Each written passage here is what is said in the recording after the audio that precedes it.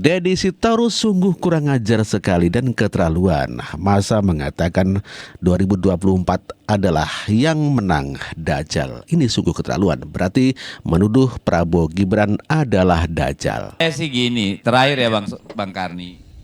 Mengapa kita harus heran dengan penggantian atau mundurnya Pak Erlangga? Apalagi yang belum kita ganti? Aturan apalagi yang belum kita bengkokin?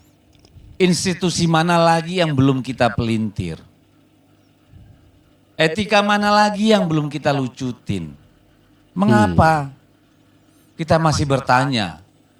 Gitu ya. Kenapa Pak Erlangga mundur? Gitu. Nggak mengherankan. Putusan juga bisa diganti. Apapun bisa dalam waktu yang dikit ini. Tapi saya berharap sih derita rakyat ini nggak lama lagi lah. Sangat berharap saya jangan lama-lama lagi. Nggak ada urusannya sama kau sih, kau pun mundur. Iya. Ya kan dia bilang saya tidak laku dijual. Nggak laku dijual itu karena kamu nggak sanggup beli itu soalnya. Bukan, harganya. Saya malas beli karena abang itu murah sekali. Dan lagi gini lah, nggak ada yang menang dalam pilpres kemarin. Gitu ya. Yang menang itu kejahatan. Kalau saya ya. Kenapa saya bilang yang menang kejahatan? Karena sejak awal semua kejahatan tuh terang dan vulgar kok. Jangan ada yang membusungkan dada sebagai pemenang. Bukan calon yang menang kemarin. Yang menang kemarin Dajjal kalau menurut saya. Dajjal. Ya gitu bukan ya. pemenang pemilu loh, nggak ada urusan sama pemilu nih. Tapi sebuah periode yang kita hadapi kemarin. Bukan pemilu. Ya. Nggak usah kita bahas siapa yang menang pemilu. Tapi yang menang dalam satu proses peradaban bangsa kita kemarin siapa? Siapa yang menang? Apakah PJ yang dimobilisasi itu? Apakah aparat kepolisian yang memanggil-manggil kepala desa itu? Apakah jaksa-jaksa yang turun ke kantor-kantor para pejabat negara, pejabat publik di daerah-daerah? Apakah yang menang yang gelontorin bansos nggak karu-karuan itu? Itulah Deddy Sitorus yang dengan tegas mengatakan bahwa yang menang adalah Dajjal. Deddy Sitorus juga mengkritisi tentang penampilan Presiden Joko Widodo. Katanya Jokowi seperti Kaisar Ming. Deddy. Terkelebat. Satu gambar yang sangat membuat saya terkejut. Sampai saya terpelongo. Gambar apa itu? Gambar ketika Pak Prabowo ditanyain tentang keberlanjutan IKN. Saya melihat gestur Pak Jokowi itu, Presiden Republik Indonesia, dengan tangan begini. Seperti Kaisar Ming nih. Ya, begini Pak barang itu. Sementara Pak Prabowo yang presiden tangannya di bawah begini. Bukan keliru. Saya mikir, ini apa nggak kebalik nih posisi ya? Harusnya kan presiden yang sudah mau mengakhiri itu lemdak. Dialah yang tangannya di bawah. Sementara presiden yang terpilih itu gagah karena akan memerintah. Dunia ini udah kebalik-balik saya bilang. Udah nggak jelas di negara. Yang terbalik itu kamu Deddy Sitorus. Yang presiden itu sekarang Pak Joko Widodo. Sedangkan Prabowo Subianto adalah Menteri Pertahanan. Jadi belum jadi presiden sebelum dilantik. Kamu kebalik-balik begitu kok yo. Yang terbalik itu kamu, bukan Pak Jokowi ataupun Pak Prabowo. Kamu tuh cari dokter untuk sembuhkan penyakit kamu. Pak Jokowi bilang Istana Negara dan Istana Bogor berbau kolonial Belanda. Ya elah Pak, masa udah 10 tahun baru tahu itu berbau kolonial Belanda? Semua juga tahu, anak SD juga tahu itu peninggalan Belanda. Dan kita pakai sebagai bukti sejarah bahwa kita sudah berdaulat, kan gitu. Ya masa juga Istana Negara mau dibongkar, Istana Bogor mau dibiarkan terbengkalai Pak? Aneh kan Pak ya? Saya nggak tahu maksudnya Bapak apa menyebut-nyebut itu berbau kolonial. Ya memang jelas peninggalan Belanda kok itu. Mau diapain ya? Gitu. Jadi mungkin Pak bukan hanya itu ya yang peninggalan Belanda, banyak banget. Jalan dulu ya banyak yang dibuat oleh Belanda, terus mau diapain Pak? Ya, kota-kota di seluruh Indonesia hampir semuanya juga berkembang di zaman Belanda. Sudah ratusan tahun umurnya, terus mau diapain, Pak? Gitu. Apa kita juga tidak usah lagi pakai kata kulkas? Apalagi apotek, ya, perboden, yang semua berbau Belanda. Di dalam hukum, banyak sekali istilah hukum kita berasal dari kata Belanda. Peninggalan Belanda. Mau diapain, Pak? Dibuang juga. Yang jelas lah, Bapak urusnya nggak penting-penting sih kalau menurut saya belakangan ini, Pak, ya. Kamu yang nggak penting, Pak Jokowi itu udah lama sadar, bukan baru kali ini sadar, cuman baru kali ini tuh ngomong.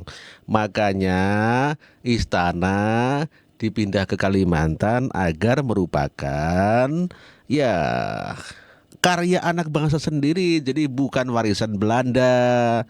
Kalau kamu masih memuja-muja Belanda, sana jadi warga Belanda dong. Sama Pak Jokowi nggak ada hormat-hormatnya. Ini orang PDIP keterlaluan banget ya. Masa edisi terus malah lebih hormat kepada Belanda daripada Pak Jokowi yang berusaha untuk membangun istana dari hasil karya anak bangsa sendiri. Aduh, parah ini orang PD itu. Aduh. Edi Sitorus meskipun adalah seorang anggota DPR namun demikian tidak punya etika ya pada saat debat sampai hampir terjadi perkelahian. Apa yang paham tentang demokrasi? Bukan pembegalan MK. Lu aja kan ketua MK mekanisme jujur. Ketua MK lu itu bukan lain dewan yang mekanisme jujur, tahu? Lu kenapa jadi urusan pribadi di sini? Bukan pribadi. Ini oke, cukup ya. Ini orang manipulatif 400.000 lu gagal lu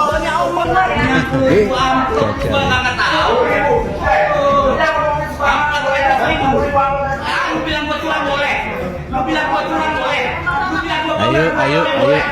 Lu boleh gua pemerintah boleh. Kopi kan takut. Kopi kan takut sama kau. Apa ya?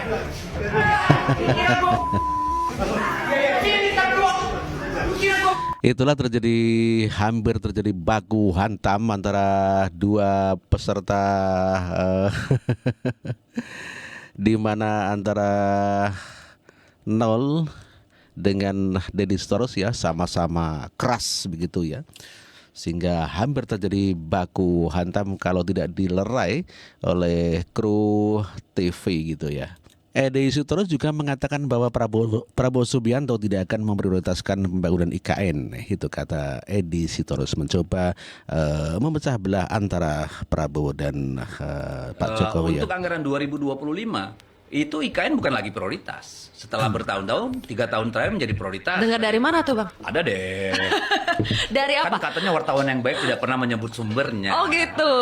Iya, Dengar kan? dari internal Pak Prabowo ya? Internal kementerian. Internal kementerian mana nih? Ada deh. Oh gitu. Ini seru nih, Bang Deddy. Ya, Jadi nanti maksudnya lihat aja di anggaran 2025, apakah benar itu terjadi? Ya kan kita kan harus cek fakta nanti dengan realita. Tapi saya dengar begitu. Kenapa? Karena untuk program makan siang aja itu anggarannya kan besar sekali. Ya kalau harus dibagi-bagi lagi dengan IKN. Dengan IKN, ya tentu kesulitan Pak Prabowo. Ruang fiskalnya kan terbatas. Gitu loh. jadi kemungkinan besar di pemerintahan Pak Prabowo IKN tidak jadi prioritas. Most likely. Most likely. Ya itulah Edi Sitorus yang mengatakan kalau di pemerintahan Prabowo IKN tidak akan dilanjutkan, artinya tidak prioritas begitu, lebih prioritaskan untuk acara makan gratis begitu ya. Edi Sitorus juga mengatakan kalau kerusakan bangsa Indonesia diawali dari pikiran dan itu adalah pikiran Presiden Joko Widodo. Dimulai dari pikiran. Pikiran siapa? Kalau saya pribadi mengatakan pikiran Presiden Jokowi. Bagaimana membuktikannya? Mari saya dapat informasi. 1 hari setelah putusan MK tahun 2019, Presiden Jokowi bertemu dengan pakar hukum. Dia tanya dengan alasan keberlanjutan, menjaga proyek-proyek segala macam, bagaimana dengan amandemen dan 3 periode.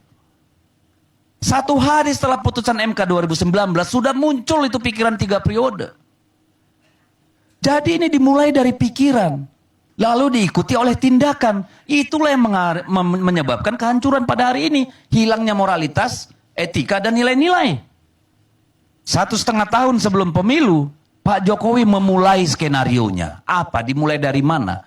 Pembentukan KIB.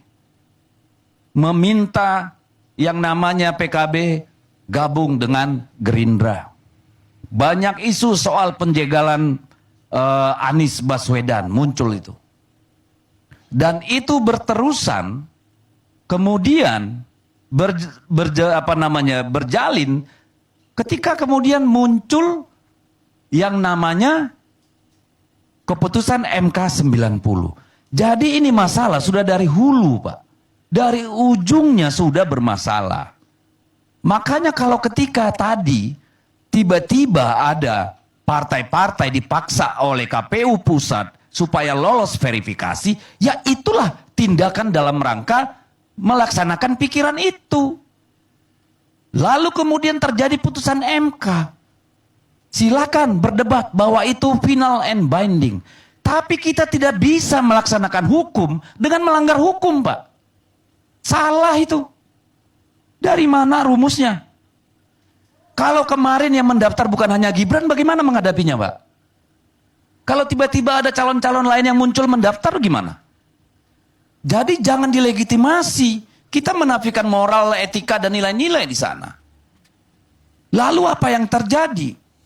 Memasuki pemilu. Kita melihat sampai bulan Desember itu yang namanya elektabilitas Prabowo Gibran itu mandek di angka 38% paling tinggi. Mulailah bansos ini menggila. Mulailah presiden rajin turun ke lapangan. Mulailah ASN, PJ, Padahal Pak Jokowi itu turun ke lapangan ya sudah lebih dahulu. Maksudnya sudah sejak dulu Pak Jokowi memang turun ke lapangan gitu loh. Jadi bukan pada saat menjelang Pilpres kemudian bagi-bagi bansos begitu ready. Ya kalau PDIP masih memelihara mulut-mulut seperti Edi Sitorus, maka PDIP jelas akan tambah hancur.